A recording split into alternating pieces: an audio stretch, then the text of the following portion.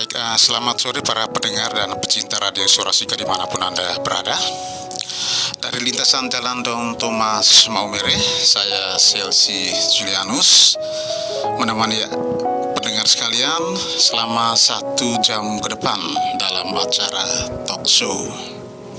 Dan untuk talk show kita sore hari ini, kita akan berbincang tentang masalah kesehatan. Dan secara khusus di talk show sore hari ini kita mengusung satu tema yang sangat krusial, yaitu stop tuberkulosis di Sika. Dan pendengar sekalian, untuk talk show ini telah hadir di studio 2 narasumber kompeten yang akan memaparkan dan berdiskusi tentang persoalan seputaran penyakit tuberkulosa ini.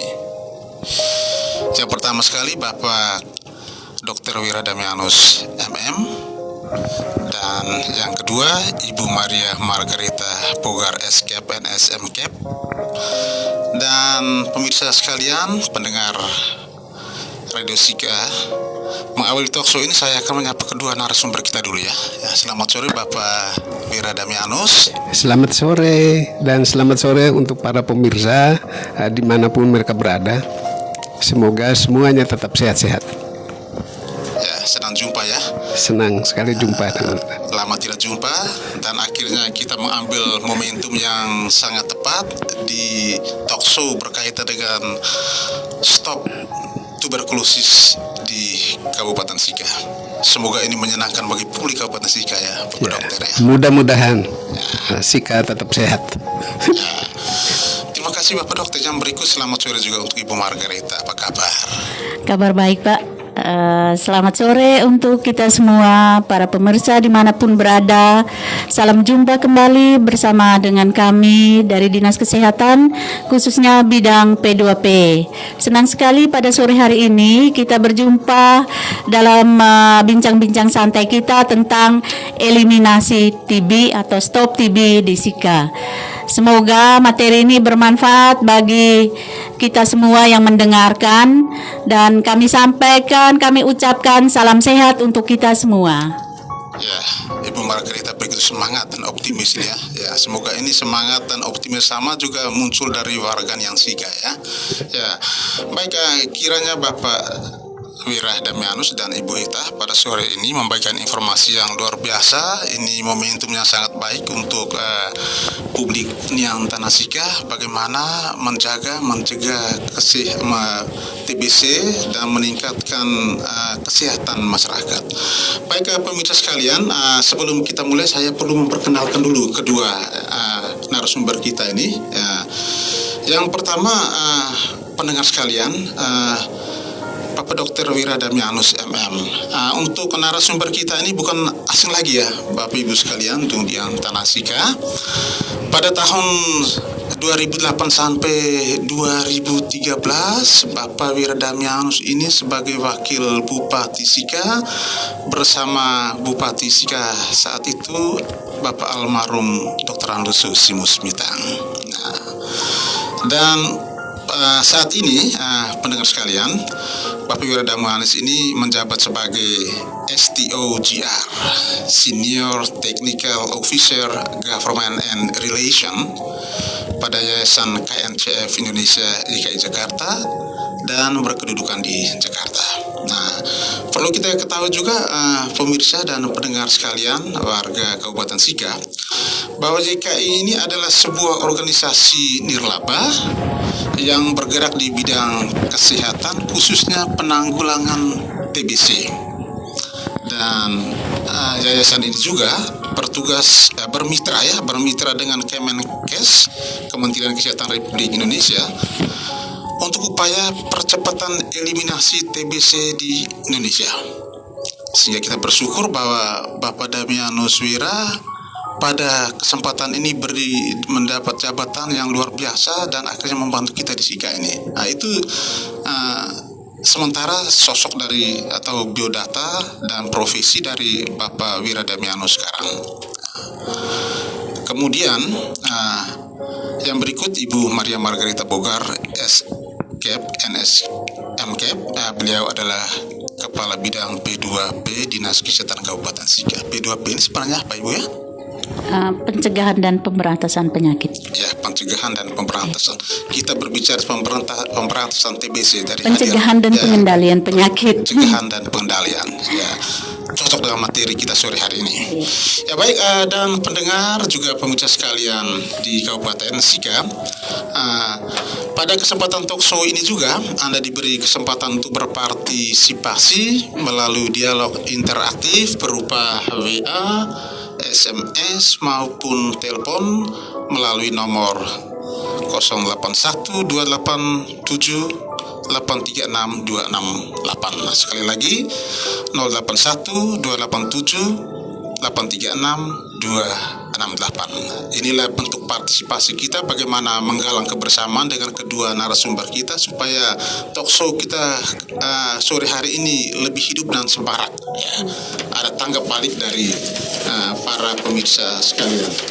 Ya, kita awali dengan diskusi saja. Bapak Damianus dan Ibu, satu pertanyaan pengantar untuk Bapak. Baik. Damianus ya. Begini ya Bapak ya, penyakit TBC ini termasuk penyakit menular ya. Ya. 10 tahun terakhir ini kelihatan atau kedengaran penyakit ini kurang begitu menggema ya di Kabupaten Sika ini atau secara umum dibanding dengan penyakit-penyakit lainnya seperti darah tinggi, ya, penyakit gula, apalagi COVID-19 ya. Tapi kok tiba-tiba ada kebijakan dari pemerintah untuk mempercepat eliminasi atau penanggulangan TBC tiba-tiba ya. Sebenarnya seberapa parah ya penyebaran Indonesia sehingga program ini akhirnya berjalan ya. Bagaimana tingkat keparahannya sehingga tiba-tiba datang kebijakan seperti ini? Baik, terima kasih. Ini pertanyaan yang luar biasa ini, yang saya harus coba untuk menjelaskan sehingga para pemirsa, terutama di para pendengar, terutama di Kabupaten Sika, itu bisa memahami kenapa sekarang kok dikatakan tiba-tiba orang menjadi gencar sekali untuk berbicara tentang tuberkulosis ya. Kalau berdasarkan laporan WHO tahun 2022 untuk data tahun 2021, kasus baru ditemukan di Indonesia itu sebanyak 969 kasus di Indonesia. Dan kita berdasarkan data itu, kita termasuk di Indonesia itu kita termasuk nomor 2 di dunia tahun 2021. Kasus tuberkulosis tertinggi di dunia nomor 2 setelah India. Kalau tahun 2020 itu kasus tertinggi di Indonesia itu nomor 3 setelah India dan Cina. Begitu. Kenapa situasinya seperti itu? Karena pada 2020 dan 2021 dunia dilanda pandemi COVID-19. Akibat dari pandemi COVID-19, maka banyak sekali masyarakat Indonesia, termasuk kita di Kabupaten Sika, itu kalau ada keluhan-keluhan tentang tuberkulosis, terutama batuk dan sebagainya, mereka ragu-ragu untuk datang periksa ke fasilitas kesehatan, baik itu di puskesmas maupun di rumah sakit, karena takut di-COVID-kan katanya. Karena ini mengalahkan TBC sebenarnya. Betul, banyak ya. Juga ya. Ya. Jadi TBC itu sudah sebenarnya kalau di Kabupaten Sika itu kita sudah bergerak sejak tahun 80-an. Tahun 80-an dengan PPTI. Tetapi kemudian setelah itu anggap saja mati ya. Anggap saja mati. Lalu itu seluruhnya ditangani oleh Dinas Kesehatan sendiri. Dulu dibantu oleh PPTI. PPTI itu Persatuan Pemberantasan Tuberkulosis Indonesia. Itu dulu bergerak di Maumere. Setelah itu tidak lagi. Nah, terakhir ini kenapa menjadi gencar kembali? Karena kita menjadi beban dunia. Karena kita termasuk nomor 2 terbesar di dunia. berarti ya tingkat keparahan dari urutan pertama India, Urutan yang kedua kedua Indonesia itu 2020 data laporan 2022 untuk tahun 2021. Berarti bahwa di Indonesia begitu parah ya karena Parah. urutan Ya, kedua. ya. Indonesia itu begitu parah. Parah itu terutama di provinsi-provinsi besar. Jawa seluruhnya, kemudian Sumatera, Sulawesi dan juga Papua. Oke, baik Bapak ya. Ya. Ya. Saya sambung ke yang berikut ini untuk satu pertanyaan pengantar untuk diketahui oleh masyarakat ya. Ini sederhana saja sebenarnya. Bapak dokter, sebenarnya penyebab utama dari TBC ini apa ya? Dan bagaimana penyebarannya sehingga begitu Indonesia itu meningkat tajam dengan posisi atau peringkat 2 dunia? Itu sebenarnya penyebaran atau bagaimana itu ya? Ya, baik. Penyakit tuberkulosis ini sebenarnya sudah lama ya. Ditemukan oleh Robert Koch tahun 1875. Jadi sudah lama, sudah tua sekali. Penyakit ini disebabkan oleh Mycobacterium tuberculosis. Serangan pertama ke tubuh manusia itu terutama ke paru-paru, sehingga orang sebutnya dengan TBC paru-paru. Hampir 90 sampai dengan 98% itu serangannya ke paru-paru. Tetapi sekitar 8 sampai 10% itu juga bisa menyerang ke organ-organ tubuh yang lain. Berarti tidak hanya semata paru. Tidak hanya semata paru-paru, jadi ke organ tubuh yang lain. Misalnya ke otak, misalnya ke jantung, misalnya ke ginjal, ke tulang belakang, dan berbagai organ tubuh yang lain itu bisa terserang. Ya, karena selama ini ya Pak Dokter ya, satu pikiran publik kita bahwa TBC itu organ utama yang diserang atau yang diderita itu adalah paru-paru. Ternyata bukan hanya paru-paru. Bukan hanya paru-paru. Jadi selain paru, jadi disebutnya menjadi dua bagian, dua macam, yaitu TBC paru-paru dan TBC ekstra paru. Bagaimana penyebarannya? Penyebarannya melalui udara. Disebarkan oleh penderita, sebenarnya bukan penderita, orang dengan tuberkulosis. Jadi istilah, kalau dulu disebut orang penderita, bukan penderita, tapi orang dengan tuberkulosis. Artinya dia sudah sakit tuberkulosis dan belum diobati atau masih tahap pengobatan awal, sehingga kumannya masih aktif, dan itu kalau batuk atau bersin atau berbicara, kumannya akan tersebar ke udara dan itu dapat dihirup oleh orang-orang di sekitar itu. Siapa saja yang nanti bisa terkena penyakit tuberkulosis, itu semua orang tanpa kecuali, baik itu bayi, anak-anak, dewasa atau orang tua. Tetapi resiko paling besar itu terutama pada anak-anak, orang dengan imunitas tubuh yang turun, dan orang tua. Jadi ini kekebalan atau imunitas tubuh ini Itu juga penting sekali. Ya. Satu hal yang menarik ya Bapak data tadi ya, bahwa berdasarkan data tahun 2022 untuk data 2021 bahwa ada 969. Ya. Berarti luar biasa sekali ya. Nah sekarang berdasarkan data dan tingkat peringkat 2 dunia ini ya, sebenarnya kebijakan apa yang sudah dikeluarkan pemerintah Indonesia untuk eliminasi atau penanggulangan TBC ini? Ya. Sebenarnya dari dulu itu sudah ada berbagai peraturan atau kebijakan-kebijakan yang berhubungan dengan penanggulangan atau pemberantasan tuberkulosis. Misalnya peraturan Menteri Kesehatan nomor 67 tahun 2016 tentang penanggulangan tuberkulosis. Seperti itu. Tetapi itu kebijakan di lingkungan Kementerian Kesehatan, tidak menyangkut seluruh kementerian. Karena itu terbatas.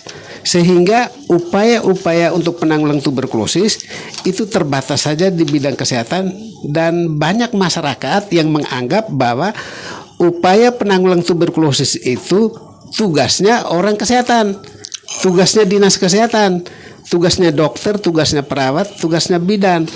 Padahal upaya penanggulangan tuberkulosis itu adalah tanggung jawab kita semua tanpa kecuali. Ya, jadi akibat dari regulasi yang lebih sifatnya terbatas sehingga menimbulkan pandangan yang salah juga dari masyarakat bahwa itu dinas kesehatan punya. Betul. Ya. Karena itulah maka dan ketika WHO memberikan laporan bahwa Indonesia menjadi negara kedua di dunia dengan tuberkulosis yang tertinggi, maka Presiden Republik Indonesia itu mengeluarkan peraturan Presiden nomor 67 tahun 2021 tentang penanggulangan tuberkulosis dan mewajibkan seluruh warga masyarakat Indonesia, pemerintah Indonesia baik di tingkat pusat, provinsi, daerah, kabupaten, kota sampai di tingkat desa untuk selalu siap siaga secara bersama-sama melakukan pemberantasan atau upaya penanggulangan tuberkulosis. Ya, jadi sebenarnya peraturan Presiden nomor 67 ini bukan yang baru ya. Bukan. Tapi Sudah hampir 2 tahun. Ya, sudah 2 tahun. Tapi jauh sebelumnya ada regulasi, sudah ada peraturan. tapi Ya. hanya mengikat dalam kementerian saja, Dinas Kesehatan. Ya. Nah, berkaitan ini menarik sekali dengan pengumuman WHO tentang peringkat Indonesia di nomor 2 dunia ini, kemudian lahir regulasi ini. Ya, publik SIGA mungkin harus tahu juga ya Bapak ini. Ini hal-hal apa saja yang diatur di dalam Perpres nomor 62 tahun 2021 ini. Mungkin bagaimana tentang tanggung jawab pemerintah pusatnya, atau tanggung jawab pemerintah daerahnya barangkali, atau mungkin berkaitan dengan upaya preventif, promotif, kuratif, atau bisa juga bagaimana dengan partisipasi masyarakat. Mungkin Bapak bisa jelaskan pada publik sekarang. Baik ya. Jadi peraturan Presiden nomor 67 tahun 2021 tentang penanggulangan tuberkulosis itu sebagai acuan baik bagi pemerintah pusat, pemerintah provinsi, kabupaten kota maupun desa dalam upaya penanggulangan tuberkulosis, termasuk upaya percepatan pencapaian eliminasi tuberkulosis tahun 2030. Secara komplit itu sudah ada di dalam itu, termasuk menetapkan target yang harus dicapai pada tahun 2030 dan tahun 2024 malah dipercepat. Jadi target yang misalnya targetnya untuk kasus baru itu kalau bisa tahun 2030 itu cukup 65 kasus per 100.000 penduduk. Dengan angka kematian 6 per 100.000 penduduk. Kondisi saat ini kita di Indonesia kasus baru 342 per 100.000 penduduk. Targetnya 65 nanti. Jauh sekali ya? Jauh sekali itu. Antara target dan kenyataan sekarang. Betul, dengan kenyataan sekarang. Yang kedua angka kematian. Saat ini Indonesia angka kematiannya 34 per 100.000 penduduk. Targetnya 6 per 100.000 penduduk. Berarti antara target sekarang dengan kenyataan sekarang bisa dicapai tidak Bapak? Kita kalau secara bersama-sama kita berjuang bersama-sama, kolaborasi antara pemerintah dengan berbagai macam kebijakan, kemudian bergabung bersama dengan swasta, bergabung bersama dengan perguruan tinggi, bergabung bersama dengan organisasi masyarakat, bergabung bersama dengan media massa. Nah, ini Kominfo sudah menyebarkan ini, dan bergabung bersama dengan tokoh-tokoh masyarakat, tokoh agama, tokoh pemuda. Saya yakin itu bisa. Ya, jadi pemirsa sekalian, yang ditekankan seperti yang disampaikan oleh Bapak Damian Suwira tadi, bahwa Perpres ini menekankan bagaimana upaya penanggulangan atau eliminasi secara total melibatkan seluruh elemen. Ya. Baik pemirsa sekalian, mungkin saya tambahkan sedikit tentang tanggung jawab. Di dalam peraturan Presiden ini sudah menetapkan tanggung jawab pemerintah pusat, pemerintah provinsi, kabupaten kota sampai tingkat desa. Oh iya. Nah, di tingkat pusat itu mewajibkan Kementerian Kesehatan membentuk tim percepatan eliminasi tuberkulosis. Tim percepatan eliminasi. Itu dibawa koordinasi langsung oleh Menteri Kesehatan. Di tingkat pusat juga itu ditugaskan itu adalah pembentukan wadah kemitraan di tingkat nasional di bawah koordinasi Kemenko PMK. Oh, berarti PMK. Ada dua ya di pusat? Ada dua, di pusat ada dua. Kemudian di tingkat bawah, di tingkat provinsi, kabupaten, kota, itu seharusnya tim itu sudah terbentuk sejak peraturan Presiden ini dilaunching di Jakarta pada 2 Agustus tahun 2021. Tetapi sampai dengan April atau Mei 2023 ini, itu sebagian besar kabupaten kota, pemerintah daerah baik provinsi maupun kabupaten kota di Indonesia itu belum membentuk itu. Ya, baik. Ya. Belum membentuk itu. Sehingga itulah tanggung jawab dari pemerintah baik tingkat pusat sampai daerah untuk secara bersama-sama menanggulangi itu. Kemudian di tingkat pusat, di tingkat daerah itu kita mesti membentuk forum multisektor. Multisektor itu artinya seluruh sektor bergabung di dalam forum ini untuk secara bersama-sama berupaya untuk menanggulangi penyakit tuberkulosis ini. Ya, baik. Jadi dengan uraian substansi dari Perpres ini, sebenarnya tanggung jawab daerah ini sudah ada. Sudah ada. Di pusat tadi ada 2, ada tim nasional untuk eliminasi oleh Kementerian Kesehatan, sementara ada juga di PMK kemitraan. Ya, saya kira pendengar sekalian, ya, ini menarik sekali apa yang disampaikan oleh narasumber Bapak Wiradamianus, dan kita akan lanjutkan dengan diskusi-diskusi berikutnya dengan narasumber Ibu Margareta. Tetapi untuk sementara kita break sejenak dulu, mendengarkan beberapa nomor, ya, 1-2 nomor.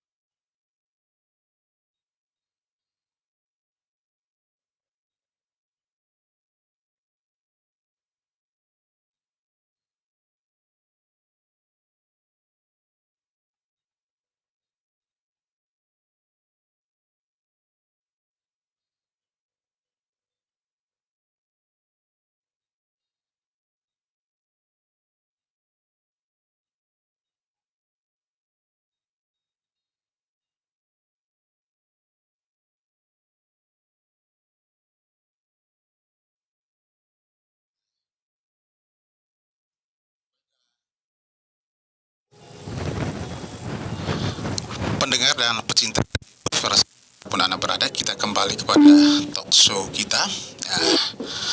Tadi Bapak Wiradamianus sudah menjelaskan tentang Perpres 67 tahun 2021, dan di dalamnya itu ada satu hal yang sangat penting, itu adalah pembentukan tim di tingkat nasional dan juga di daerah. Mungkin sebelum ke Ibu, saya satu pertanyaan lagi di Bapak Dokter. Di dalam tim itu sebenarnya unsur apa saja yang harus ada di dalamnya?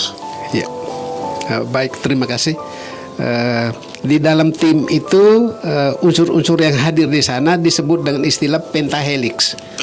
Pentahelix itu terdiri dari 5 unsur. Unsur yang pertama adalah pemerintah. Pemerintah berarti semua OPD yang ada di pemerintah daerah itu secara peraturan presiden itu wajib ada di dalam tim itu, di dalam forum itu. Itu yang pertama. Semua perangkat daerah. Itu yang pertama. Yang kedua itu perguruan tinggi atau asosiasi profesi.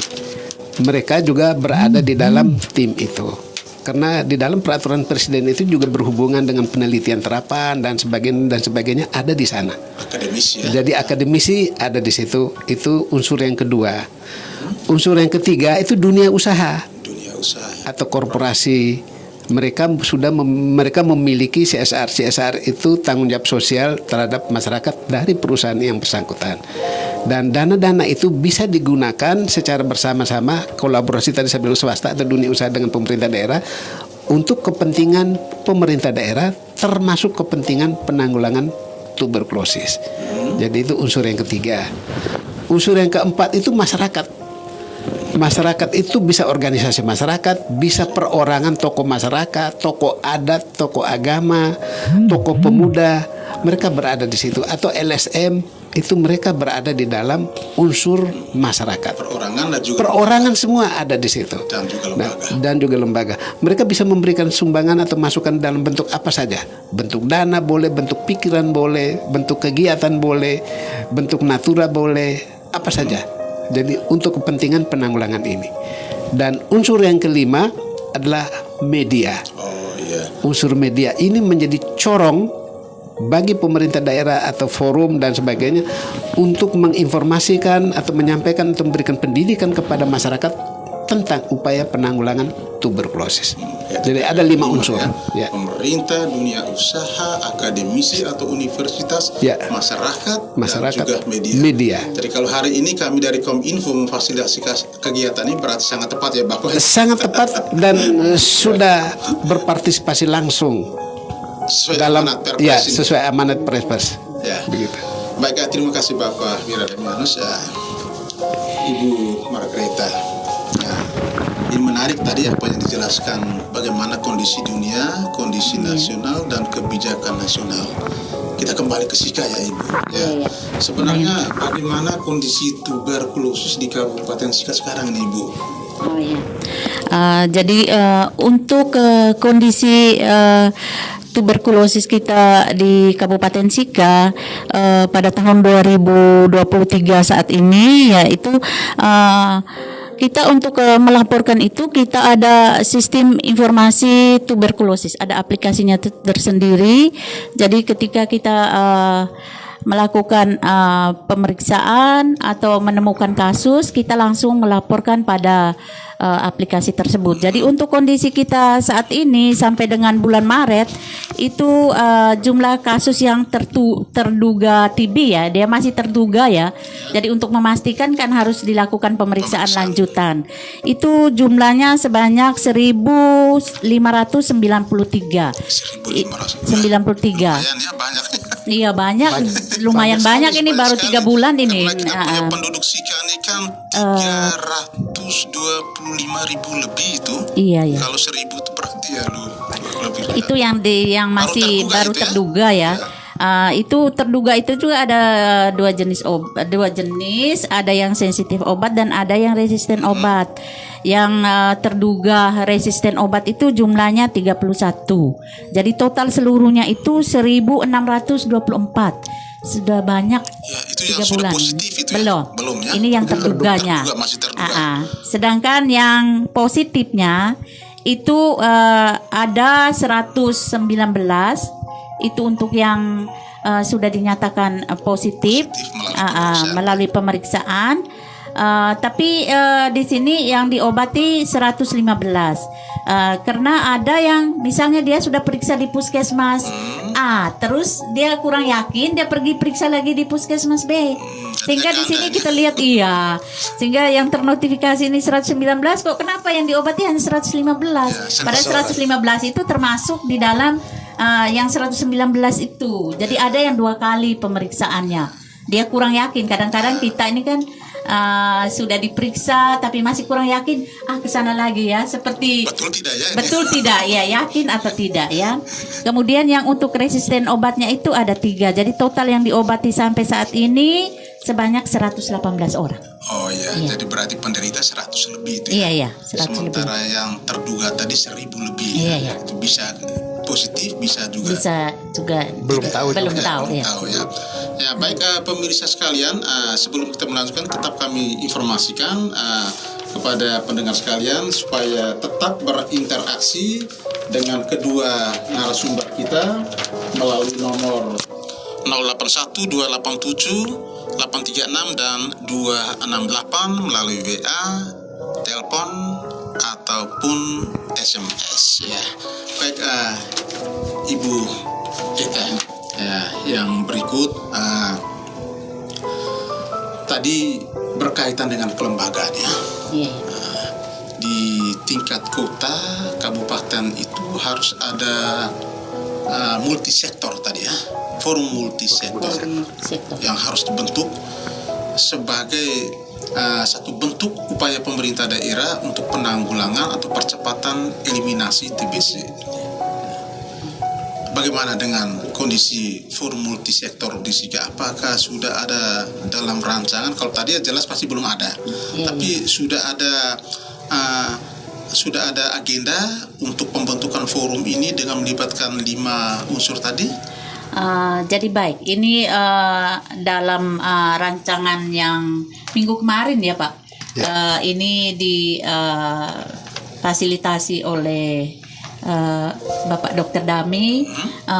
Kita sudah pertemuan bersama dengan pemerintah. Rencananya akan membuat Pembentukan forum multisektor. Jadi artinya gagasan ini sudah di awal dengan pertemuan Iya. awal, tinggal bagaimana menyatukan semua sektor ini sehingga bisa duduk dalam forum multisektor ini ya. Iya. Ya.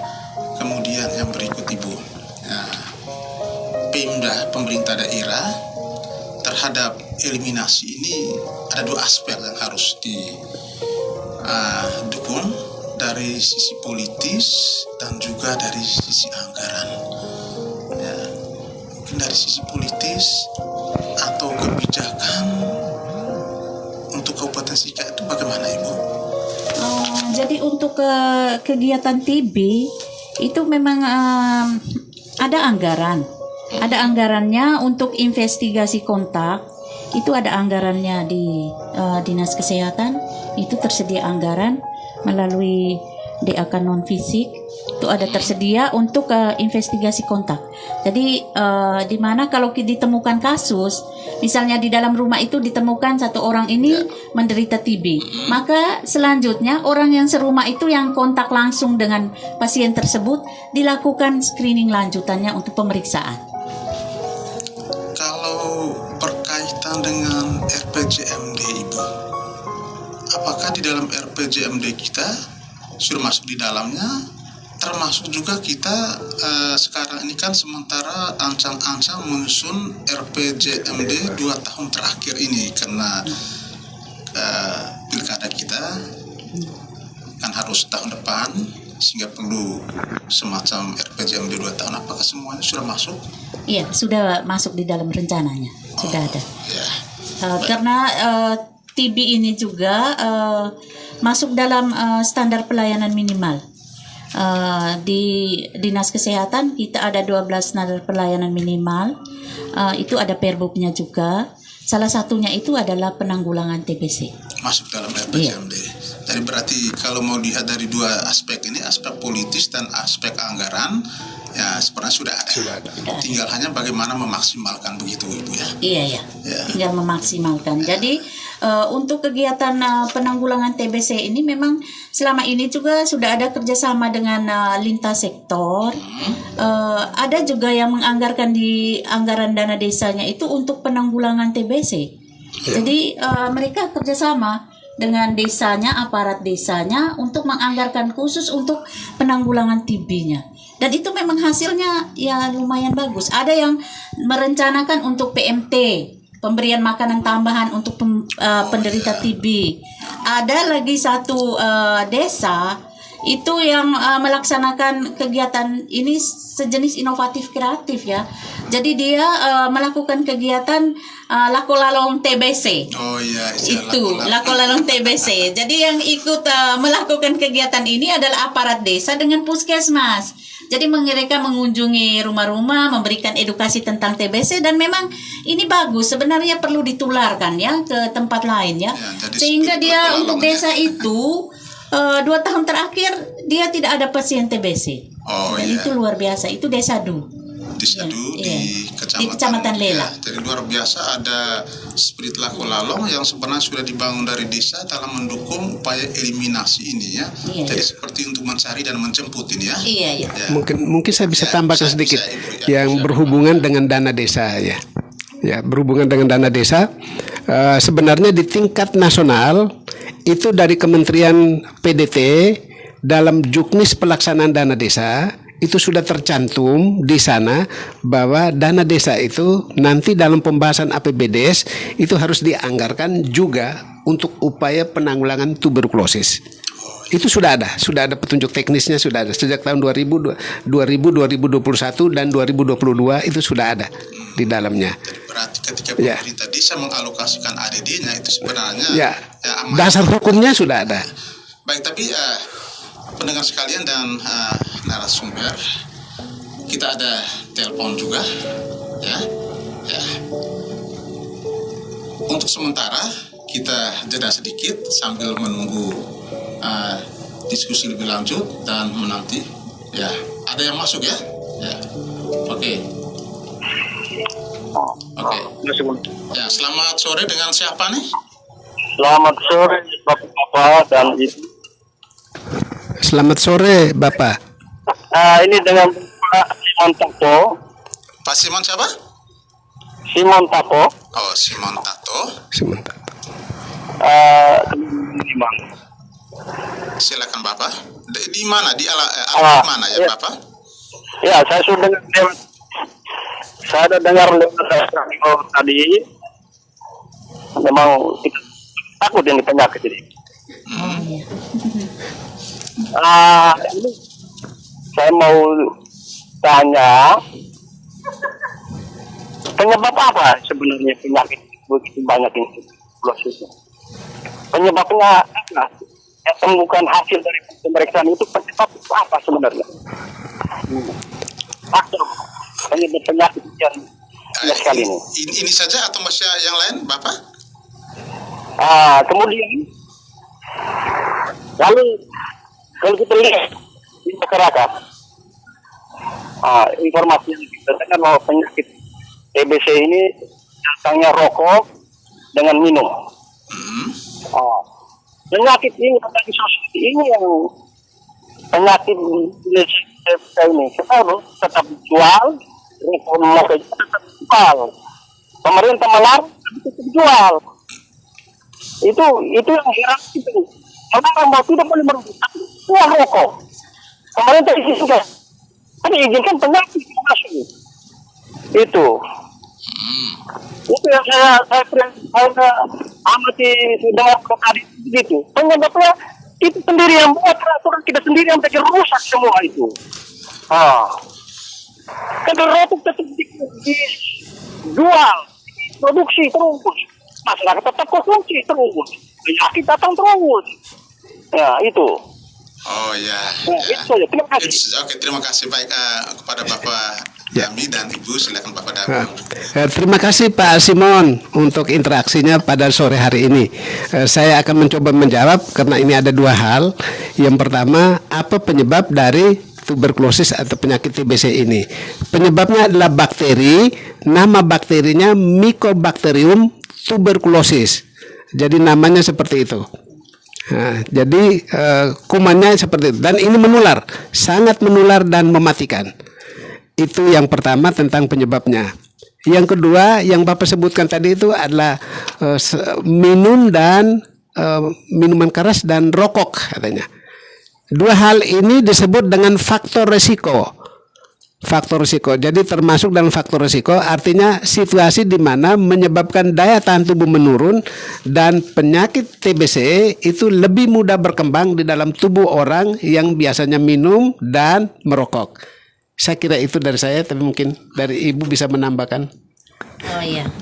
Jadi selamat sore ya Bapak Simon. Terima kasih sudah menyimak pembicaraan kami pada sore hari ini dengan senang hati ya. Sudah kami mau menjawab pertanyaan dari Bapak Simon tadi. Seperti yang sudah dijawab oleh Bapak Dr. Dami, bahwa penyebab TBC itu adalah kuman Mycobacterium tuberculosis. Jadi itu kuman penyakit ya. Kemudian ini berkaitan TBC ini berkaitan dengan merokok dan minum ya. Karena itu faktor resikonya dengan minum yang banyak terus merokok yang terus menerus itu kan kita mengumpulkan asap ya di dalam tubuh. Dengan demikian bisa menyebabkan ketika daya tahan tubuh kita menurun. Dengan demikian kuman penyakit itu mudah masuk ke dalam tubuh Bapak. Jadi walaupun dijual sekarang ini tergantung dari kesadaran kita sendiri. Kalau kita sebaiknya kita tidak membeli, tidak mengkonsumsinya, berarti kita akan terhindar dari penyakit-penyakit ini ya Pak. Terima kasih Pak Simon, selamat sore. Ya, begitu saja Pak Simon. Ya, sambil menanti penilaian saya coba ke Bapak Wira Damianus lagi ya. Ya, Bapak Dokter. Kalau kita dengar berkali-kali Presiden Jokowi itu selalu mengatakan bahwa untuk mengeksekusi sebuah kebijakan atau program jangan terlalu banyak lembaga ya. Ya. Tapi dalam Perpres ini ada 2 lembaga memang di tingkat nasional. Ya, yang saya tangkap tadi adalah Wadah Kemitraan Nasional oleh Kementerian PMK, Pemberdayaan Manusia dan Kebudayaan. Kemudian Tim Nasional Percepatan Penanggulangan di Kemenkes itu. Sebenarnya bagaimana ada 2 tim ini? Baik, terima kasih. Ini pertanyaan juga yang bagus sekali ya. Di tingkat nasional memang di dalam Perpres itu disebutkan ada 2 wadah itu. Jadi wadah yang pertama itu Tim Percepatan Eliminasi Tuberkulosis, ini menghimpun seluruh kementerian, badan, lembaga di negara ini untuk secara bersama-sama berupaya menanggulangi tuberkulosis, menghimpun seluruh sumber daya yang ada. Sumber daya itu bisa sumber daya manusia, bisa sumber daya dana, bisa sumber daya logistik dan sebagainya. Itu dihimpun di sana dan dikoordinir oleh Kementerian Kesehatan. Kemudian yang kedua itu wadah kemitraan, itu adalah wadah yang dikoordinir oleh Menteri Koordinator PMK. Nah, itu menghimpun seluruh yang 5 unsur tadi. Unsur pemerintah ada di dalamnya sebagai koordinatornya. Kemudian unsur akademisi, perguruan tinggi, asosiasi profesi ada di dalamnya. Unsur masyarakat, dunia usaha ada di situ. Unsur media ada di situ. Jadi unsur-unsur inilah yang nanti akan membantu pemerintah, terutama Kementerian Kesehatan sebagai kementerian teknis, untuk secara bersama-sama mengeliminasi tuberkulosis tahun 2030 untuk tingkat nasional. Untuk tingkat daerah supaya lebih efisien dan efisiensi itu, maka dibentuklah forum multisektor itu. Jadi satu saja. Nah, daripada bentuk banyak-banyak kemudian tidak jalan, karena ternyata di daerah itu banyak sekali organisasi atau LSM atau badan-badan yang bergerak di bidang pelayanan kesehatan dan berhubungan dengan penyakit menular, tapi bergerak sendiri-sendiri, tidak ada yang koordinir. Karena itu di dalam forum ini, terbentuknya forum ini akan terkoordinir dengan baik di bawah pemerintah daerah. Nah, pemerintah daerah nanti sekretariatnya berada di Dinas Kesehatan, seperti itu. Jadi di daerah itu satu tapi di pusatnya 2. Jadi di pusat 2, satunya semacam koordinator, satunya teknis dan teknisnya, ya betul. Ya, baik. Bapak Dokter ya, publik Niansika ini pasti bangga ya mendengar bahwa Bapak Dami Wira itu salah satu staf kementerian atau mitra dari YKM tadi ya. Di YKI, tapi staf mitranya Kemenkes ya. Ini luar biasa ya, bahwa tokoh kita di Kabupaten Sika ada di sana dipercayakan, ya. Dan saya yakin dan juga publik Sika ini yakin pasti dalam proses pembuatan Perpres 67 itu Bapak Dami pasti terlibat, ya. Ya, pasti terlibat langsung ini, ya. Mungkin bisa diceritakan kepada publik Sika ini, ya, tentang proses itu, mungkin tantangannya, kesulitannya, atau perdebatannya bagaimana itu, ya. Ya. Baiklah, jadi setelah WHO melaporkan tentang emergensinya penyakit tuberkulosis, karena tahun sebelumnya di 2019-2020 itu kita di urutan 3, sebelumnya malah kita di urutan 4. Nah, Berbalik, tetapi ya kedepannya kita makin maju menjadi Teratas ini. jadi juara, tapi juara yang boleh dikatakan kurang baik lah, seperti itu. Nah, sebelumnya dengan peraturan Menteri Kesehatan itu ternyata dari hasil evaluasi itu tidak mencakup seluruh elemen yang ada di dalam masyarakat, karena disebutkan bahwa TBC itu bukan cuma urusannya dinas kesehatan atau urusan kesehatan, tapi menjadi tanggung jawab semua orang. Karena itu peraturannya juga atau kebijakan juga harus melingkupi semua orang. Karena peraturan Menteri Kesehatan itu hanya melingkupi teknis di bidang kesehatan, maka harus dinaikkan statusnya menjadi peraturan presiden. Kalau perlu naik ke atas lagi menjadi peraturan pemerintah. Ya. Jadi seperti itu. Nah, dengan peraturan presiden ini maka mengikat seluruh elemen masyarakat Indonesia untuk secara bersama-sama bertanggung jawab dalam upaya eliminasi tuberkulosis ini. Ada tidak waktu itu misalnya ada tantangan tentang Perpres ini, mungkin pengalaman Bapak yang terlibat di dalam itu? Jadi ini sebenarnya ada tim kecil. Yayasan KNCV Indonesia ini sebelumnya bernama KNCV. Ini lembaga internasional? Lembaga internasional. Kemudian KNCV ini adalah salah satu pelopor untuk penyusunan rencana aksi daerah penanggulangan tuberkulosis di Indonesia. Dan saya terlibat dari tahun 2015-2016 di Indonesia. Itu kita berhasil menyusun dari Aceh sampai Papua itu sekitar 68 dokumen rencana aksi daerah dan peraturan kepala daerah dan peraturan gubernur. 68 di seluruh Indonesia. Kita sudah sosialisasi ke NTT, tapi NTT waktu itu belum bisa melaksanakan. Jadi kondisinya seperti itu. Karena situasi seperti itu, maka perlu ada peraturan yang lebih tinggi yang bisa mengayomi itu. Karena pada waktu penyusunan RAD atau rencana aksi daerah penanggulangan tuberkulosis, itu peraturan yang lebih tingginya cuma peraturan Menteri Kesehatan. Begitu. Dalam menyusun peraturan presiden ini tentu juga memang ada hambatan. Hambatan utama justru datangnya dari presiden. Karena presiden pada waktu itu melakukan moratorium terhadap peraturan presiden. Dia bilang, bikin apa menyusun peraturan presiden banyak-banyak tapi tidak dilaksanakan. Presiden pesimis, ya? Iya. Dan itu kita butuh waktu panjang. Jadi sebenarnya peraturan presiden ini kita sudah selesai di tahun 2019. Sebelumnya dari 2016 ke 2019 itu kita menyusun draftnya, kemudian 2019 kita ajukan ke presiden, karena saya kebetulan termasuk salah satu tim yang ada di situ, anggota tim bukan tim, ya, anggota tim di Subdit TB ada di dalam situ. Lalu coba ini ajukan ke presiden, karena waktu itu katanya moratorium, jadi ya tertunda-tunda terus. Berapa tahun itu ya kira-kira? 3 tahun. Iya. 3 tahun. Lama, ya. Sudah ada di Seknek, tapi belum bisa ditandatangani. Baru muncul setelah kita menjadi juara 2 dan juara 3 dan juara 2. Presiden berkata, ini memang harus, peraturan presiden ini harus ditandatangani supaya Indonesia, dan itu janjinya presiden di sidang PBB. Sidang umum PBB di New York, itu presiden berjanji bahwa Indonesia akan mampu menyelesaikan mengurangi tuberkulosis di Indonesia atau eliminasi tuberkulosis di Indonesia pada 2030. Dan TBC akan habis seluruhnya menurut dunia. WHO menetapkan tahun 2050. Presiden kita itu menetapkan tahun 2045. Lebih maju ya. pada waktu 100 tahun Indonesia ya, kalau tidak keliru ya. Jadi pada waktu 100 tahun Indonesia itu TBC juga hilang. Kalau perlu semua penyakit menurut Bapak Presiden, kalau perlu semua penyakit menular di Indonesia itu sudah tidak ada lagi. Oh, ya, tidak boleh ada lagi.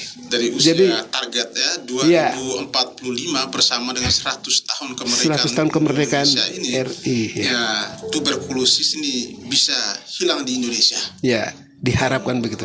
Tapi tahun 2030 itu targetnya itu kurang sampai dengan tadi disebutkan itu 65 per 100.000 penduduk kasus baru dan 6 per 100.000 angka kematian baru. Tidak boleh lebih dari itu. Ya, ya baik. Jadi sebenarnya kalau saja Indonesia ini tidak naik peringkat 2, mungkin ini belum ditandatangani.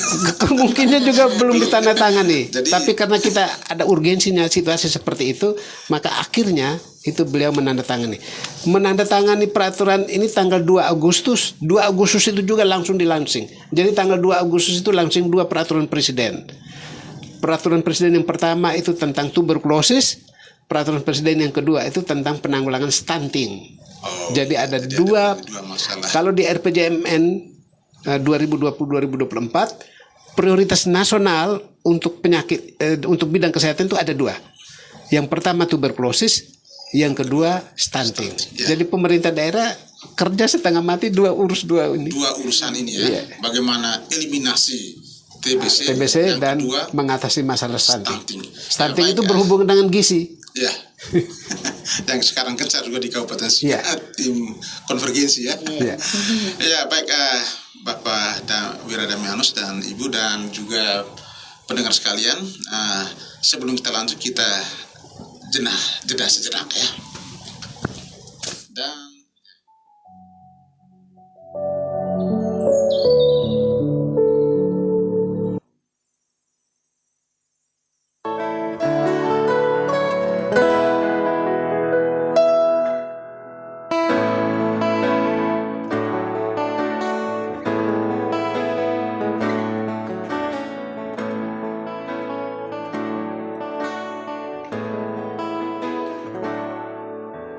hanya bilik bambu, tempat tinggal kita, tanpa hiasan, tanpa lukisan.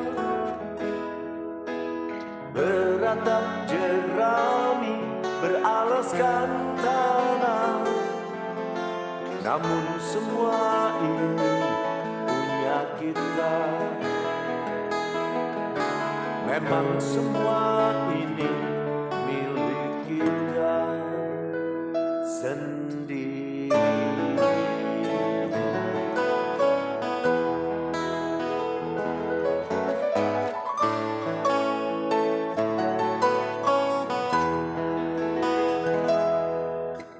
Hanya alang-alang pagar rumah kita, tanpa nyeri, tanpa melati. Hanya bunga bakung tumbuh di halaman, namun semua itu punya kita. Memang semua itu milik kita.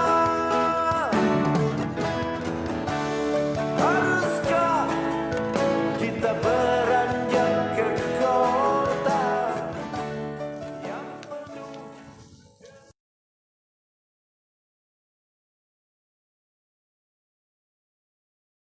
Dimanapun Anda berada, kita kembali ke dalam talk show kita.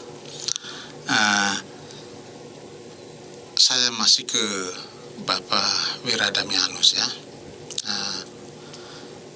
Jujur ya, Bapak Dokter, untuk NTT khususnya Sika, bahwa hari ini bagian dari diseminasi regulasi ya.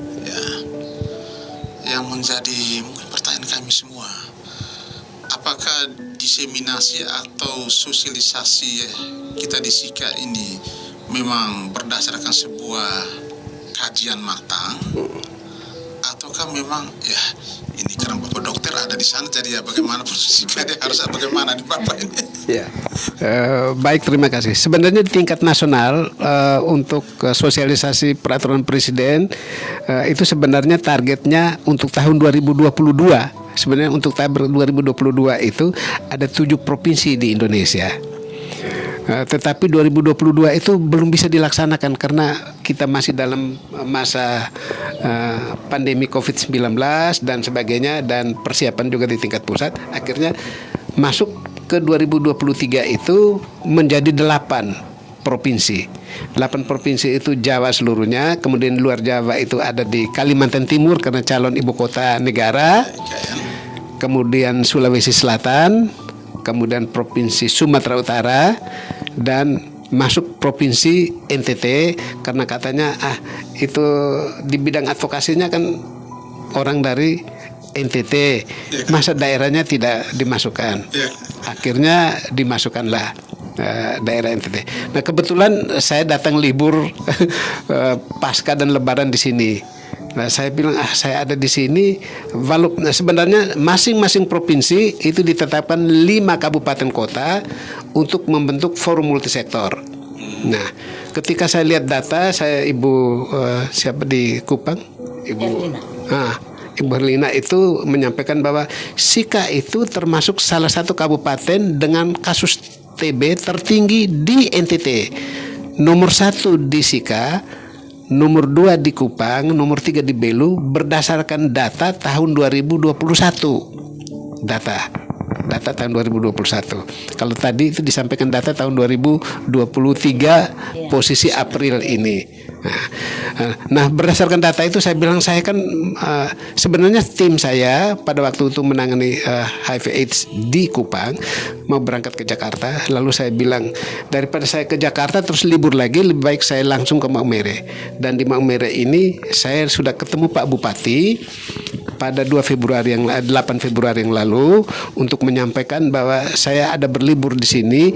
Tugas saya secara nasional sebenarnya untuk advokasi pembentukan forum multisektor. Alangkah baiknya saya ada di sini, kesempatan ini kita bentuk di Maumere dulu, sehingga dari NTT, dari Maumere menjadi yang nomor pertama. Jadi sebenarnya di seluruh Indonesia itu Jawa Timur di Surabaya yang sudah terbentuk, Sulawesi Selatan di Kota Makassar, kemudian DKI Jakarta di Jakarta Utara, Kota Medan, dan 1 kabupaten di Tapanuli Selatan. Itu saya sudah keliling dan semuanya sudah terbentuk semuanya. Nah, kalau Kabupaten Sika ini terbentuk saat ini dan Presiden menyatakan bahwa jangan pertemuan terus menerus.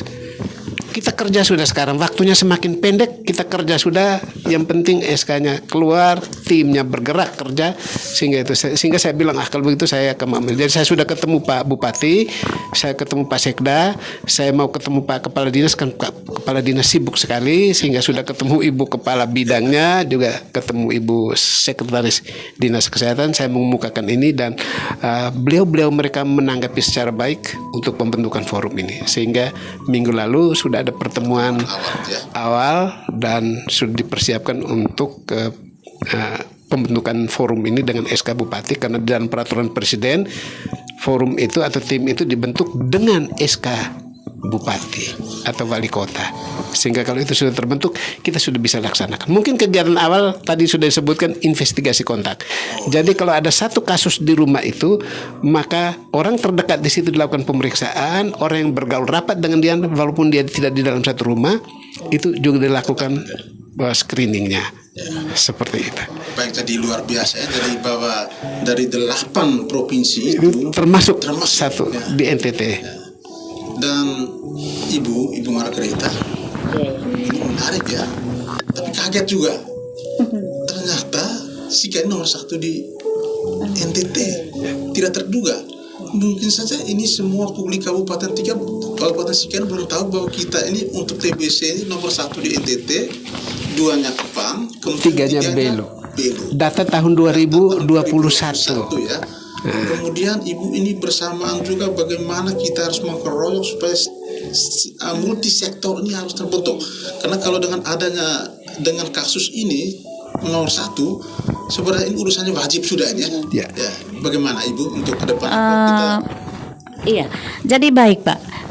Kita jangan pesimis dengan kita urutan 1 ya Pak. Justru itu bagus kalau menurut saya. Semakin banyak kita temukan kasusnya, semakin sering kita lakukan investigasi kontak. Dengan demikian kita menekan risiko penularan. Jadi pasti pada beberapa tahun yang akan datang, kasus kita pasti akan menurun karena sudah banyak yang ditemukan, banyak upaya pencegahannya, sehingga untuk kasus barunya pasti akan berkurang. Oh iya. Iya. Jadi jangan kita terkecoh angka, tapi Betul. Iya, sebenarnya kegiatan-kegiatan itu dalam rangka program penunggalan TB itu terus harus digiatkan. Sehingga dengan demikian kita menemukan kasus, kita obati sampai selesai. Dengan demikian bisa menekan angka penularan kepada yang lainnya. Mungkin saya tambahkan sedikit. Jadi upaya untuk mencegah penularan penyakit ini salah satunya adalah patuh berobat. Iya. Temukan sedini mungkin, obati dia dan dampingi dia sampai dengan pengobatan tuntas atau selesai. 3 unsur itu. Temukan sedini mungkin, obati dia dan dampingi dia sampai selesai. Kalau itu sudah berjalan, maka kasusnya sudah selesai. Di awal pasti akan tinggi, tapi setelah itu turun dengan sendirinya. Temukan, obati, Sampai sembuh. Sampai sembuh. dan dampingi. Dampingi. Dan dampingi. Nah, Ya. Baik ya. Jadi begini Pak, ketika kita melakukan pengobatan pada pasien TB, di situ kita harus tahu siapa pendamping minum obatnya. Ya. Nah, ketika waktunya dia harus ambil obat lagi, kita hubungi pendamping minum obatnya. Ini lagi 1-2 hari obatnya harus diambil kembali sehingga dia tidak putus obat. Iya. Berkelanjutan Ya. sampai Berhenti. sampai selesai. iya. Jadi intinya bahwa ketika SIKA itu menjadi urutan number 1 di NTT, ya kita tidak usah pesimis, tapi sebenarnya ada hal-hal positif. Iya, ada Kalau hal-hal itu positif. Kita mau menemukan, maka kita akan berusaha untuk kreatif dan demikian juga sekaligus untuk upaya pencegahan. betul. Rantai akan putus Iya. di situ. Nanti akan Iya, putus iya. itu ya. Baik, Bapak Wira Damianus dan Ibu Margarita, kita sudah 1 jam lebih. Mungkin ini satu pertanyaan terakhir untuk kedua narasumber ya. Begini ya Ibu Eta dan Bapak Dokter, ini realitas sekarang ini ya. Ketika orang dihantam, kita semua diserang oleh pandemi COVID-19 ya, maka para penderita tuberkulosis ini juga akhirnya mulai merasa cemas, takut. Mereka akhirnya kesempatan untuk check up atau berobat, periksa, mereka tidak mau. Dengan satu argumen, nanti di COVID kan, ya, nanti di COVID kan. Tapi ini nyata ini ya. Nah ini satu pertanyaan refleksi terakhir buat kita di sesi ini, dan saya berikan kesempatan pertama kepada Bapak Wiradamir tentang ini, di COVID kan takut ini. Ya, jadi baik. Sebenarnya hanya karena target penularannya itu sama, itu di paru-paru. Gejala-gejalanya mirip. Hanya satunya bersifat akut, yang satunya bersifat kronis. Nah, di situ letaknya. Akut dan kronis. TBC itu bersifat kronis, pengobatannya membutuhkan waktu yang lama, minimal 6 bulan sampai dengan 2 tahun. Sedangkan COVID-19 kalau tidak segera diobati, meninggal minggu berikutnya sudah meninggal. Dalam waktu yang sesingkat-singkatnya meninggal. Target organnya sama, paru-paru. Nah, karena target organnya sama yang paru-paru itu dan gejalanya mirip-mirip seperti itu, lalu orang takut datang ke rumah sakit atau fasilitas kesehatan untuk memeriksakan dirinya. Padahal penyakitnya berbeda. Satunya virus, satunya kuman. Begitu. Beda jauh sama sekali. Hanya kecemasan dan ketakutan. Kecemasan dan ketakutan. Kenapa mereka cemas dan takut? Karena kita belum memberikan sosialisasi secara gencar, secara mendalam ke pengetahuan itu kepada mereka, sehingga mereka akhirnya takut. Dan itu salah satu penemuan dari hasil penelitian di Indonesia, bahwa kasus tuberkulosis itu temuannya menjadi rendah karena orang takut datang ke fasilitas pelayanan kesehatan. Nah, sekarang pandemi sudah berlalu.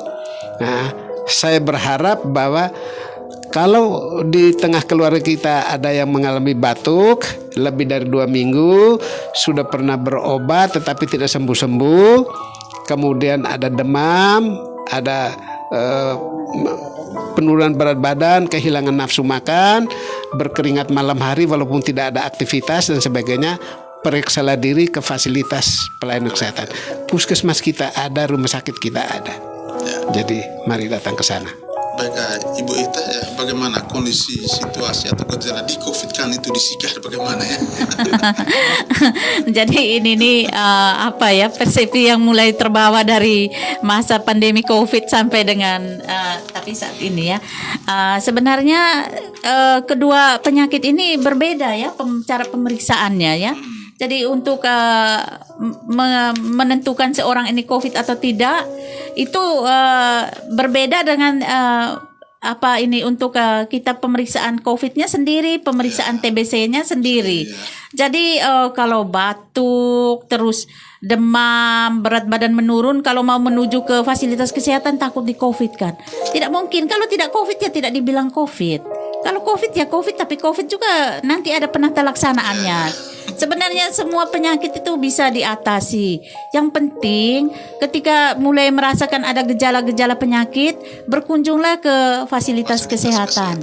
Nanti di sana diperiksa dan diberikan penata laksanaan penanganan penyakitnya. Jadi sebenarnya jangan takut dengan COVID ataupun TBC. Nanti didiagnosa begitu, dinyatakan bahwa oh ini COVID, ini TBC, tidak masalah. Intinya kita mendapat pengobatan untuk sembuh. Oke, ya. Baik ya, Bapak Wiradamianus dan Ibu, mungkin ini di sesi terakhir closing statement saja. Pertama, closing statement dari Bapak Wiradamianus. Pertama saya ucapkan terima kasih banyak kepada Radio Suara Sika ya, Radio Suara Sika yang sudah memfasilitasi untuk mengadakan talk show pada sore hari ini. Ini satu hal yang luar biasa dan saya sangat bangga bahwa masyarakat Kabupaten Sika mudah-mudahan mereka mendengarkan ini dan memahami ini. Itu yang pertama. Yang kedua bahwa marilah kita bersama-sama dengan pemerintah daerah, dengan dinas kesehatan itu secara bersama-sama berkolaborasi untuk menanggulangi penyakit tuberkulosis. Penyakit tuberkulosis itu dapat disembuhkan dan obatnya gratis. Demikian, saya pikir itu saja dulu. Kalau sudah didiagnosa sebagai penderita tuberkulosis atau orang dengan TBC, maka obatnya gratis, patuhlah berobat sampai sembuh. Begitu. Oke, terima kasih Bapak Wiradamianus. Berikut closing statement dari Ibu. Baik, terima kasih kepada Radio Suara Sika yang sudah memfasilitasi kami untuk memberikan informasi terkait dengan tuberkulosis. Juga yang berikut Bapak Dr. Wiradamianus yang pada saat ini memfasilitasi kita untuk pembentukan forum multisektor di Kabupaten Sika untuk penanggulangan TBC ya. Kemudian untuk Bapak Ibu pemirsa semuanya, kita harus punya prinsip bahwa sehat itu harus mulai dari diri sendiri ya. Jadi ketika saya mengalami suatu gejala penyakit, sebaiknya segera berkunjung ke tempat pelayanan kesehatan. Di sini sekarang ini banyak puskesmas yang sudah dekat di sekitar kita ya, tempat pelayanan kesehatan. Jadi jangan sungkan-sungkan untuk menuju ke tempat pelayanan kesehatan. Semakin dini kita ditemukan penyakitnya, semakin mudah untuk kita diobati. Dengan kita sehat, kita akan berproduktivitas. Mungkin itu saja. Salam sehat untuk kita semua. TBC itu salamnya khusus.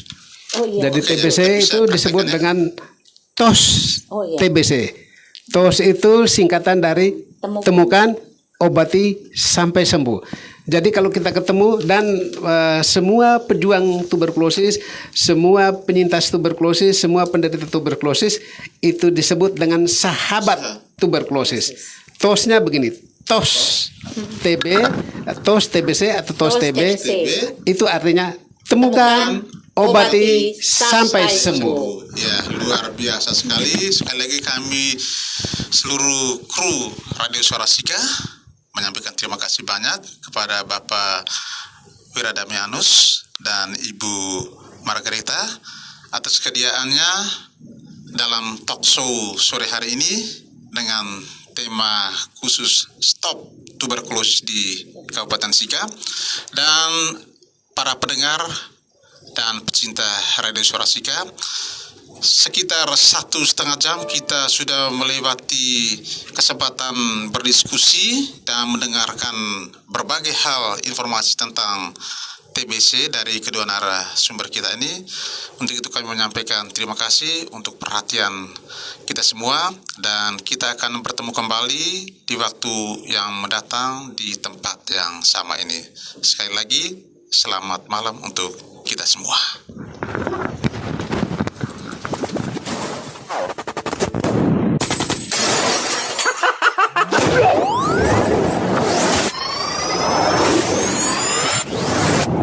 This is your radio, your music, your radio, your talk, your radio. Suara Sika.